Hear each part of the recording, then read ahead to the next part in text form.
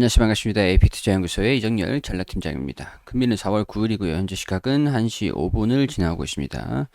현대글로비스 코드번호 086280입니다. 자, 제가 2월달 이후로 아마 현대글로비스를 좀 이제 방관을 하고 다른 종목들에 좀 집중을 했어요. 좀 안 본 지 좀 됐는데 오랜만에 또 보니까 주가가 좀 많이 내려와 있더라고요. 그동안 또 다양한 이슈들이 좀 있었던 상황이었고 주가가 지금 조정을 좀 받고 있는 상황인데, 제가 오늘 현대글로비스를 좀 설명을 드리면서 핵심적인 부분들, 우리가 좀 주목을 해봐야 되는 그런 포인트들을 좀 말씀을 좀 드리려고 합니다. 자, 일단은 지금 조정을 좀 받고 있었을 때 반등이 좀 나온 부분들이 보니까 이전에 여기서 지지구간 영향을 좀 받았던 게 여기서도 영향을 받고 있는 거예요. 단순하게 보세요. 근데 여기에서 주가가 좀 이탈을 할 거다 라고 하는 가능성들이 있잖아요. 가능성들이. 그렇다면 우리가 불가피하게 장기 평선이 좀 올라오는 이 구간들을 좀 봐야 될 것 같아요. 시간이 좀 흘러야 되는 부분들이 좀 있다 보니까. 왜냐하면 장기 평선들이 올라오는 이게 약간 시간적인 문제인데, 조정을 좀 받을 때 반등이 나오는 구간들이 한 이 정도 구간들이 좀 되지 않을까. 그럼 시간이 좀 흐르면서 주가가 서서히 좀 조정을 받을 거잖아요. 조정을 좀 받는다라는 가정을 하에서 말씀을 드리는 겁니다. 리스크를 대비하는 방법들. 이런 식으로 조정을 받고 반등이 나오는지, 이런 식으로 순차적으로 내가지고 추세가 완전히 이때 추세가 전환이 되는지, 이런 부분들을 기술적인 부분들을 포인트로 보시면 될 것 같아요. 그리고 지금 수급적인 부분들이 외국인이나 기관이랑 다 매도를 하고 있어요. 이전에 3월 중순 때까지만 해도 좀 나쁘진 않았었거든요. 뭐 그렇게 좋았다라고 볼 수는 없는 부분들인데 나쁘진 않았었어요. 나쁘진 않았었는데 어떤 특정적인 시점 이후에 3월 말 이후부터 매도세가 계속 좀 나왔죠. 그래서 주가가 조정을 좀 받고 있는 그런 상황들인 것 같아요. 자, 어떤 이슈가 있었는가? 3월 29일에 자, 수에즈 사고가 있었죠. 수에즈 운하 뭐 에버그린에서 뭐 수에즈 운하를 여섯째 가로막아서 컨테이너선이 좀 막았기 때문에 HMM에 이어서 현대글로비스도 희망복을 우회했다. 자, 뭐 이런 소식들이 좀 있었어요. 사실 지금 이런 소식이 좀 들어와 줬을 때 29일 이전에만 해도 좀 뭔가 좀 기대감이 동반이 된다라고 할 수 있는 부분들이었던 것 같은데, 일단은 HMM 같은 경우에서도 조금 이제 이런 기대감들이 좀 빠지면서 이 뒤로 매도세가 좀 나와주고 있는 그런 상황이에요. 근데 HMM 같은 경우에서 비슷한 모멘텀이긴 하거든요. 주가가 좀 올라가고 있는 상황들인 모양새고, 현대 글로비스 같은 경우에는 일단은 조정을 좀 받고 있다. 그렇기 때문에 뭐 강제적으로 좀 엮기에는 이런 모멘텀, 이런 이슈들이 그래요. 그 관련이 좀 동기화가 안 되는 부분들인 것 같고, 그렇기 때문에 이제 현대글로비스가 다른 모멘텀으로, 다른 우려감으로 주가가 좀 빠졌다라고 볼 수도 있는 부분들인 것 같은데, 자, 일단은 좀 돌아가면서 이거 코프항 등 유럽 주요 항구에 기항할 예정이다. 희망봉을 거쳐가지고 좀 경유하는 그런 운송료가 좀 늘어난다고 할 수 있는 부분들이죠. 운송 지원 부담이 크기 때문에 우회로를 선택한 이유다. 그러니까 시간이 더 걸려가지고 기름값을 더 들이는 것보다 그냥 뭐 돌아가겠다. 그렇게 하면서 하루 약 6만 달러씩 손실을 볼 수 있다라고 합니다. 유류비가 증가한다. 일시적으로 운임비 상승이 불가피할 것으로 보인다. 그렇기 때문에 기대감이 좀 반영이 됐었다라고 하는 것들은 운임료가 좀 증가가 된다라고 하는 것에서 이제 수혜가 좀 볼 수 있겠구나라는 부분들이 기대가 좀 됐었는데, 지금 이게 해소가 되면서 조금 이제 빠지는 그런 상황인 것 같습니다. 자, HMM 같은 경우에서도 지금 이제 조정을 좀 받았다가 반등이 좀 나오는 모습인데, 현대글로비스 같은 조정을 받았다가 회복하지 못하고 조정을 좀 받는 모습들이죠. HMM이 먼저 간다라고 하면 현대글로비스도 그 뒤에 갈 수도 있는 뭐 그런 상황들이긴 한데, 일단은 뭐 지켜봐야 될 것 같습니다. 이런 소식이 좀 있었던 것 같아요. 현대글로비스 블록딜 소문에 급등했던 현대모비스 주가가 하락세로 돌아섰다. 정유성 회장의 글로비스 지분이 20%가량을 블록딜을 해 그 돈으로 현대모비스 지분을 매수할 것이라는 소문이 돌았다. 이 4월 9일 기사고요. 4월 9일. 그렇게 되면 블록딜이 나온다라고 하면은 주가가 조정을 좀 받을 수도 있다. 그러면은 이게 현대 글로비스의 모멘텀이 정유성 회장의 주식이다라는 그런 인식이 좀 이미지가 있었는데, 블록딜을 한다라고 하면 그만큼 좀 많이 올랐다라는 인식도 같이 동반이 되면서 이 주가를 좀 부흥시킬 의지라든가 그런 부분에서 원초적인 의문이 좀 될 수 있는 부분들이 되겠죠. 좀 이게 좋은 소식은 아닌 것 같습니다. 이렇게 블록딜을 한다라고 하면은 단기적인 모비스로 옮겨갈 수 있는 모멘텀. 그러니까 현대글로비스가 정유성 회장의 지분을 가지고 있는 부분들이 부각이 됐는데, 그래서 앞으로 이 그룹사에서 뭔가 그룹 차원에서의 중요한 한 축을 담당할 것이다라고 기대를 했던 부분들인데, 그게 현대모비스로 옮겨간다라고 하면 이게 진짜 현실적으로 진행이 된다라고 한다면 악재로 반영될 수가 있겠죠. 지금 이제 주가가 수정을 좀 받고 있고 HMM은 올라가는 모습을 보였는데 현대글로비스가 올라가지 못했다라고 하는 것들은 아마 이런 소문이 좀 있었기 때문이 아닌가 그런 생각이 좀 듭니다. 그래서 사실 이게 지난해 말 개정된 공정거래법에 따르면 내년부터 일감 몰아주기 규제 대상은 총수일가 지분이 30% 이상에서 20% 이상의 모든 계열사로 확대가 된다. 그러니까 총수일가 지분이 현대글로비스가 29%이기 때문에 약 10%를 팔아야 할 필요가 있기 때문에 이런 소문이 돌고 있다. 그렇기 때문에 단기적으로 블록딜 이슈가 해소되기 전까지는 조금 법적인 부분들이라서 그런 리스크가 부각이 될 수가 있겠죠. 현대모비스 지주사 전환 후 현물 출자 방식을 택하는 게 절세, 현대글로비스 주가 방어, 현대모비스 지분 확보에서 유리하다. 이게 가능성이 높다라는 겁니다. 무슨 얘기냐? 현대모비스랑 현대글로비스랑 지분을 수합을 하는 거죠. 수합하는 결국에는 뭐 현대글로비스가 좀 지분이 좀 빠진다.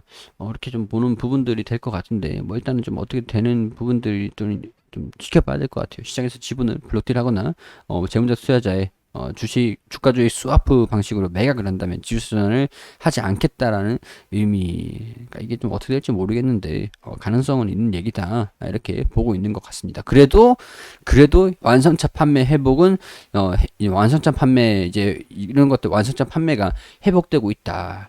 완성차 해상 운송 부분의 해외 완성차 생산 법인과의 생산 업체와의 매출 확대, 브레이크 벌크 수송 등으로 비결 매출 확대. 그러니까 현대글로비스 입장에서는 전기 렌탈, 전기 배터리, 2차전지 배터리 렌탈이라든가 중고차 시장, 그리고 로봇 산업에서 집중, 뭐 그렇게 현대차의 의존도를 낮추겠다라고 얘기는 했는데 아직까지는 현대차의 의존도가 조금 있는 부분들이에요. 좀 있는 이런 운송적인 부분들이 좀 있기 때문에 이런 것들이 좀 부각이 되면서 지금 되고 있는 상황들이니까 자유로울 수는 없죠 완전히. 근데 현대차 같은 경우에서 주가가 옛날처럼 막 동기화되고 있는 움직임은 아닌 것 같아요. 동기화가 되고 있지는 않지만 이제 앞으로 의존도를 줄이겠다고 얘기를 한 이상 동기화가 되지는 않겠지만 지금 개별적인 부분에서 본업이 일단 물류기 때문에 다른 부분 다른 사업들을 좀 강화를 하겠다라고 얘기를 했으나 이런 부분들이 지금 실적으로 반영이 된다기보다는 본업은 일단 물류기 때문에 이런 부분들이 좀 계속 반영이 되고 있다라고 보는 게 현명할 것 같습니다. 일단 블록딜에 대한 얘기가 좀 나오고 있는 상황들이니까 블록딜이 좀 어떻게 될지 그냥 뭐 스왑을 할지 아니면은 진짜 뭐 매각을 한 다음에 좀 옮겨갈지 뭐 그런 부분들은 좀 봐야 될 것 같아요. 여기 블록딜을 지분을 시장에 블록딜을 하거나 아니면은 재무적 투자자 주가 수익 스와프 방식으로 매각을 한다면 지주사로 전환을 하지 않겠다라는 의미가 되기 때문에 불확실성이 좀 나올 수도 있다. 예. 현대모비스를 지주사 전환을 한다라는 것들이 어떻게 보면은 현대글로비스가 아니라 현대모비스가 강화가 되는구나라는 모멘텀이 좀 될 수 있는 부분들이니까 일단 좀 우호적인 상황은 좀 아닌 것 같습니다. 근데 확실하게 알 수 있는 부분들은 지금 주가가 너무 싸다는 거예요. 볼게요. 지금 18만 5천원 주가를 형성을 하고 있잖아요. 주가가 좀 떨어진다 그래도 18만 5천원 18만 500원이네요. 18만 500원 부근에 EPS가 16,165원이 지금 제공이 되고 있어요. 나누기 하면은 11배 수준이죠. 자, 그리고 이번 연도 추정치 15,833원 하면은 11배 수준. 굉장히 저렴하게 지금 제공이 되고 있다라는 거예요. 저가 매수세가 주가가 주종을 받으면 주종을 받을수록 저가 매수세가 들어올 수 있는 싸구나. 싼데? 기업 가치 대비해서 주가가 저평가되어 있네. 내재 가치 언젠가는 연동이 되겠지. 뭐 그런 식으로 주가가 조정을 받으면은 좀 이제 저가 매수세가 좀 들어와 줄 수 있다라는 거는 좀 희망 사항이긴 합니다. 좀 이제 궁극적으로 긍정적으로 좀 볼 수 있는 내용들이긴 해요.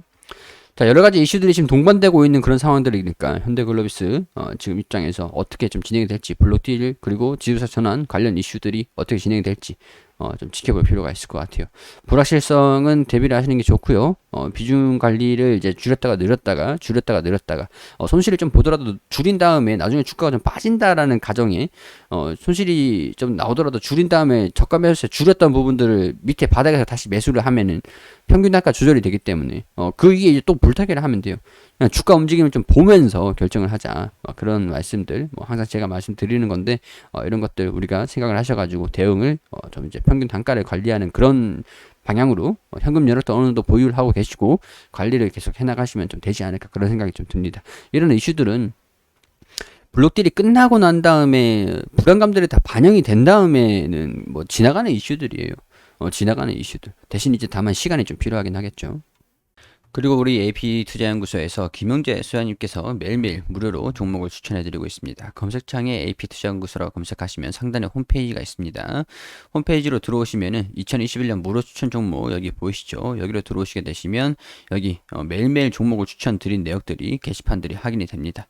자, 4월 1일 금요일 무료 추천 종목으로 들어와 볼게요. 3전 2승 1패 이렇게 기록을 했는데 자, 무조건 100% 수익이 나는 게 아니겠죠. 그렇기 때문에 손절가랑 목표가, 손절가 그런 것들을 반드시 좀 지켜주시는 게 굉장히 좀 중요합니다. 자, 9시에 러셀 현재가 6,250원 기준 매수 1차 목표가 6,430원 손절가 6,030원으로 대응하시라고 말씀드리고 9시 3분에 화승 엔터프라이즈 현재가 18,550원 1차 목표가 19,100원 손절가 17,500원 그리고 9시 4분에 백산 현재가 1,950원 1차 목표가 11,300원 손절가 1,200원으로 대응하시라고 추천드렸습니다. 자, 러셀이 1차 목표가 돌파, 추가 상승 중입니다. 차트를 통해서, 호가를 통해서 이렇게 자세한 부분도 설명을 드렸고, 그리고 화승 엔터프라이즈 9시 4분 최고가 19,200원으로 1차 목표가 돌파. 이런 식으로 좀 약간 단기적으로 치고받을 수 있는 종목들을 추천을 드리는 겁니다. 하루 만에 매매를 결정할 수 있는 종목들. 무료 추천주로 3종목 추천해 2종목 수익 1종목 보유 중입니다. 러셀 화승 엔터프라이즈 보유 종목은 백산이다. 이렇게 매수가 목표가 손절가 잘 지켜주시라고 단타의 개념 이런 부분들 다 이렇게 경고 문구라든가 다 어떻게 따라와야 되는지 그런 부분들 다 상세하게 설명을 다 드립니다. 자, 그리고 장중에 보유 종목들 이렇게 다 설명을 드린 다음에 장 마감하는 4시경쯤에 이렇게 결산을 좀 올려주세요.